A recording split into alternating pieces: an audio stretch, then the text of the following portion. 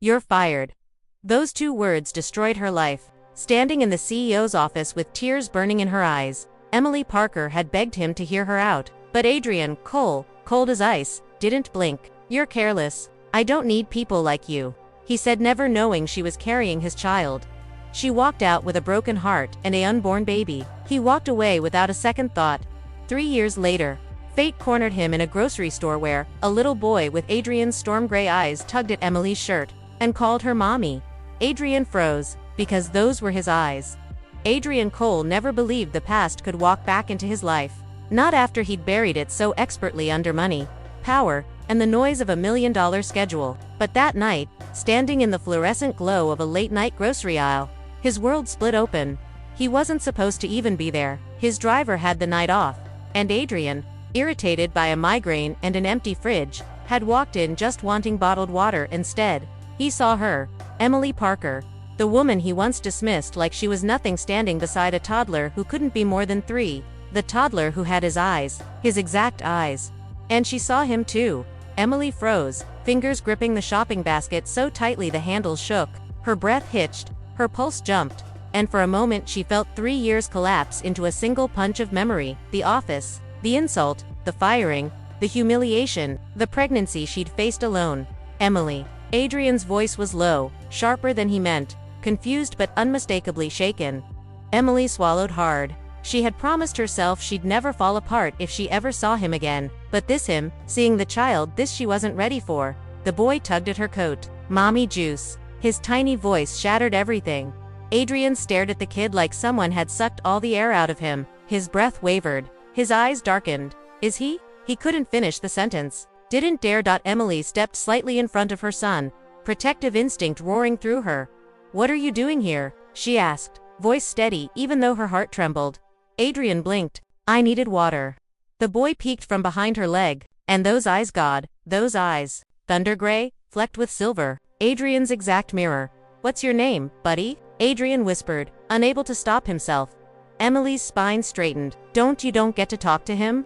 A punch of guilt hit him unexpectedly, but he pushed it down like he always did. "Emily, just tell me." His voice cracked barely, but it did. She didn't want this moment, didn't want this past, didn't want this man, but fate wanted something else.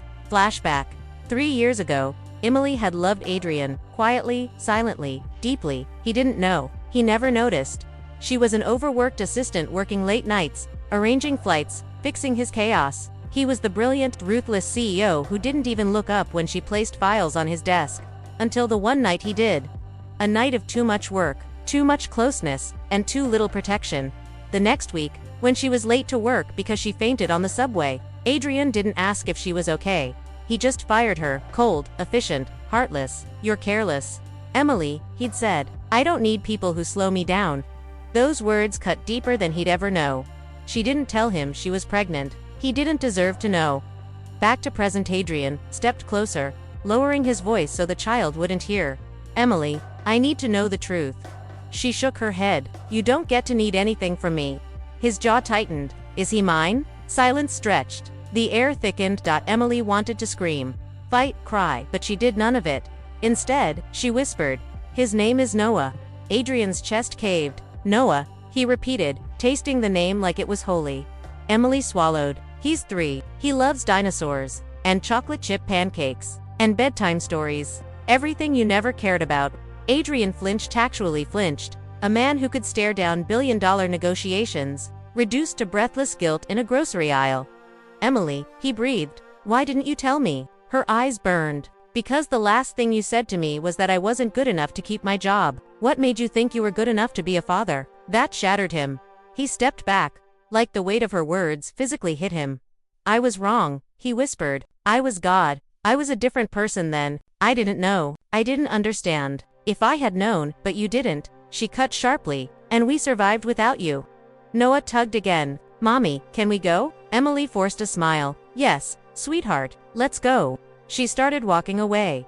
But Adrian couldn't move, couldn't breathe, couldn't accept watching his blood walk out the door. "Emily, please," he choked out. "I'm not asking for forgiveness. I'm just asking for a chance." She paused. "Just a heartbeat. No more." "That's not how life works, Adrian," she said softly. Not after everything. And she walked out, Noah's tiny hand in hers, leaving him in an aisle full of bottled water, drowning in regret. But as the doors slid shut, Noah glanced back. Their eyes met. And Adrian knew he wasn't losing his child. Not again. Not without a fight. If this story touched your heart, don't forget to like, comment, and subscribe for more emotional Millionaire CEO times, single mom dramas. Your support helps these stories reach more viewers who love second chances, heartbreak, and powerful reunions. Tell me in the comments, should Adrian fight for Noah and for Emily, or has he lost his chance forever? Stay tuned for the next emotional, addictive love story.